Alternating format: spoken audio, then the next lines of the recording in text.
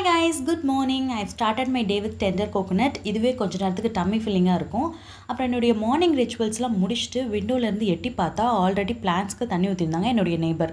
தென் doctor ஷீட்ஸோட vitamin C and ceramide sunscreen apply பண்ணிட்டு இருந்தேன். ஒரு பார்சல் ரிசீவ் ஆச்சு.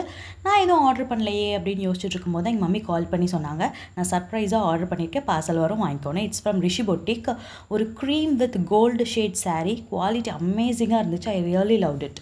இந்த சாரியில் பர்ஃபெக்ட் ப்ளீட்ஸ் அண்ட் ட்ரை பண்ணுறதுக்கு நல்லாயிருக்கும்னு நினைக்கிறேன். பார்க்கவே ஃப்ளோவியாக சாஃப்டாக இருக்குது. ரன்னிங் ப்ளவுஸ் மெட்டீரியல் கொடுத்துருக்காங்க. வேணும்னா நம்ம கான்ட்ராஸ்ட்டாக கூட பேர் பண்ணிக்கலாம். அப்புறம் என் மதுரைன்லாம் my husband's favourite lunch prepare பண்ணியிருந்தாங்க. எங்கள் வீட்டில் இந்த ரைஸ் அப் பகரியான்னு சொல்லுவாங்க. யூஸ்வலி கோகனட் மில்க்லாம் போட்டு பண்ணுறது தான். கொஞ்சம் மசாலாஸ்லாம் ஆட் பண்ணி ப்ரிப்பேர் பண்ணுவாங்க. இதுக்கு white mutton kofta salna and fried kofta is a perfect combo. இதை குர்மா சொல்லுவாங்க, நான்வெஜ் குர்மா.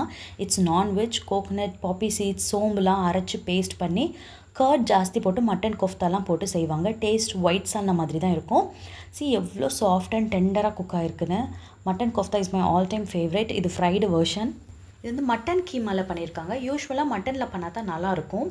ஒயிட் சால்னா, மட்டன் கொஃப்தா கிரேவி இது எல்லாமே தனித்தனியாக நான் சாப்பிட்ருக்கேன். பட் இந்த காம்போ இங்கே வந்து தான் நான் டேஸ்ட் பண்ணுறேன். இது செய்கிறதுல எங்கள் ஆன்ட்டி தான் ஸ்பெஷலிஸ்ட். எனக்கு இந்த ரெசிபி தெரியாது.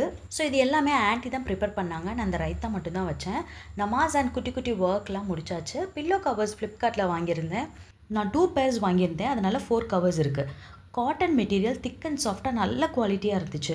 With secure GIFs. எனக்கு மெயின் அதுதான், ஏன்னா வெளியே தெரியக்கூடாதுங்கிறனால.